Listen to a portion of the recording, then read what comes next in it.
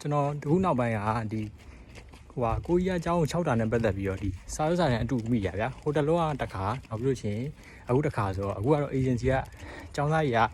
10ရက်မှတ်ကောင်းနေပါရဲ့နဲ့နည်းနည်းလေး10ရက်မှတ်နဲ့ပို့လို့ချင်းတို့စာရွက်စာတမ်းအတူနဲ့တင်လိုက်တာမိသွားလို့ကြားဗျာအခုကြားတာဆိုရင်နှစ်ခါရှိဗျာအဲ့ဒီကနည်းနည်းဒီ case ကနည်းနည်းတော့တတိထားမှာဗျာနည်းနည်း case ကနည်းနည်းကြီးရဗျာဘာလို့လဲဆိုတော့အဲ့လိုမျိုးကျွန်တော်တို့ကဒီစာရွက်စာတမ်းနဲ့ခဏခဏမိမယ်ဆိုရှင်အခုဆိုဟိုတလောဆိုရှင်ဒီမြန်မာတွေကိုကျောင်းအောင်ဘန်းနေဗျာD4 6တဲ့ဥစားကိုဘန်းလိုက်တယ်D2 နဲ့6မယ်ဆိုတော့လက်ခံတယ်ဗျာအဲ့လိုမျိုးကျောင်းတစ်ကျောင်းစဘန်းလာပြီဆိုရင်နောက်တစ်ကျောင်းနေပါဘန်းနေဆိုရင်တဖြည်းဖြည်းနဲ့တော့ဒီကိုကြီး6ကျောင်း6တဲ့ဥစားကြီးတဖြည်းဖြည်းနဲ့ဗီဇာတော်ကြီးကိုခတ်သွားမှာဗျာ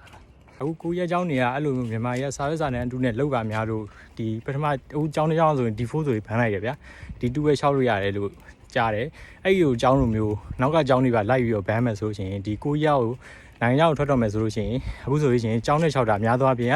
ဂျပန်ကိုကြီးရဲ့6ကြများတယ်တကယ်လို့ကိုကြီးကအဲ့လိုကြီးများလှုပ်လိုက်မယ်ကိုကြီးကပါအဲ့လိုကြီးကျောင်း6တာကိုဘန်းလိုက်မယ်ဆိုရှင်နောက်ပိုင်းကျတော့တဖေးဖေးကလူတွေကအခုကိုကြီးကိုလုံးနဲ့သွားမယ်လူတွေက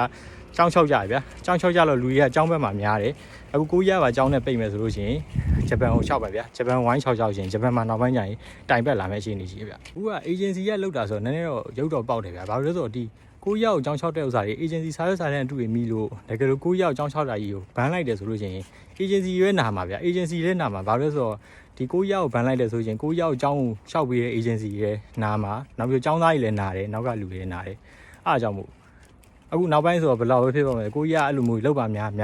လာအခုကမှဗီဇာကြီးခတ်တယ်ဗျာကျွန်တော်တို့ကနဲ့ဆိုင်နေအခုကအများကြီးခတ်သွားပြီ percentage များသွားပြီအများကြီးအဲ့ဒါတဖြည်းဖြည်းခတ်ပါရဲဆိုမှဒီလိုမျိုးတွေလုပ်လို့ရှိရင်ပို့ပြီးတော့ခတ်နဲ့နောက်ပိုင်းကျလို့ရှိရင်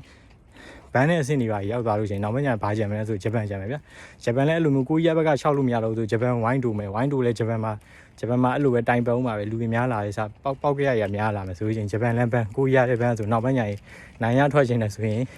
ထိုင်းတို့မလေးရှားတို့လုံနဲ့သွားရင်သွားအောက်လန်းနဲ့သွားရင်သွားအဲ့လိုမျိုးပဲရှိအောင်ပါမြန်မာအစရမှာနိုင်ငံကနည်းနည်း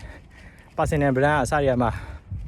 တည်ရတိုင်းပဲဗျာအဲကြောင့်ကိုရီးယားစဉ်းစားမယ်ဆိုလို့ရှိရင်နောက်နိုင်ငံတွေစဉ်းစားလို့မရဘူးအဲကြောင့်အကြောင်းရ6ချင်းအခုတော့ဘယ်နိုင်ငံရှိလဲဆိုလို့ရှိရင်အများသောအားဖြင့်လူအများစုစဉ်းစားတာဆိုရင်ကိုရီးယားရှိမယ်ဂျပန်ရှိမယ်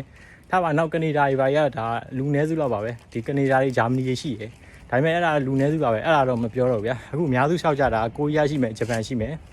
အဲ့လောက်ပဲအခုကိုရီးယားဗီဇာကြီးခတ်တယ်ဂျပန်နဲ့ဆိုင်ဗီဇာကြီးခတ်တယ်အခုစာရွက်စာနဲ့အတူကြီးမိတယ်အဲ့ကြတော့ဘယ်လိုလုပ်ရမလဲကိုရီးယားကိုဘန်းပြီဆိုလို့ရှိရင်ဂျပန်ဝိုင်းတူမယ်ဂျပန်လည်းဘန်းဆိုလို့ရှိရင်ဘယ်လိုလုပ်ဒီကိုရီးယားနဲ့ဂျပန်နဲ့နှစ်နိုင်ငံလုံးတရွေ့နဲ့လူတွေကအဲ့လိုပေါက်ကြရအများလာပြီးတော့ဘန်းသွားပြီဆိုရှင်နောက်ပိုင်းနာတာအကြောင်းသားတွေနောက်ကမြန်မာနိုင်ငံတွေထွက်ပြီးတော့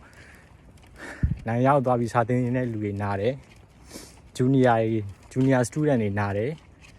နောက် agency လည်းအဲ့လိုမျိုးတွေလုပ်ပြီးလို့ရှိရင် agency လည်းနာမှာပဲဘာလို့လဲဆိုတော့သူကဒီကိုကြီးရောက်အကြောင်းချတဲ့လူရှိမှ agency ကလုပ်ဖြစ်တာဆိုတော့သူလည်းနာမှာပဲတဖြည်းဖြည်းနဲ့အားကြောင့်ကအဲ့လိုပေါက်ကြရလောက်တာတွေကများလာရင်အဆင်မပြေဘူးအဲ့လိုမျိုးများလာရင်နောက်ပိုင်းကျရင်နိုင်ငံကဗနိုင်ငံမှကြမှာမဟုတ်ဘူးတဲ့ကိုထိုင်းကြံမယ်မလေးရှားကြံမယ်အဲ့လောက်ပဲအလုံးနဲ့သွားခြင်းအဲ့လောက်ပဲသွားလို့ရမယ်နောက်ပိုင်းကျရင်ဒီကိုကြီးကဂျပန်မှာအဆင်မပြေရင်တော့လစ်ပြီးရတယ်လုံးအဆင်မပြေဘူးဗျာစားစရာနဲ့ဟိုတလောကတစ်ခါမိရဗျာအခုတစ်ခါထပ်မိရဆိုလုံးအဆင်မပြေတော့ဟုတ်ဗျာဒီလိုမျိုးကြီးစားရစားတဲ့အတူတွေပိုင်းနဲ့နောက်ပိုင်းဗီဇာကြီးမချက်ခင်အခုကိုရီးယား try နေတဲ့လူတွေကတေချာစူးစမ်းမြန်ပြင်ဆင်ပြီးတော့တေချာလေးမြန်လေး try လိုက်ဗျာဒီ agency ရဲ့အဲ့လိုမျိုးကြီးလုပ်ပြီး agency ရဲ့နည်းနည်းတခုတော့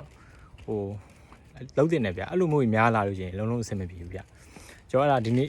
အားလေးနောက်အခု try နေတဲ့လူတွေမြန် try ဖို့လာပြီးတော့တတိပေးရပါအားလုံးပဲ see you bye bye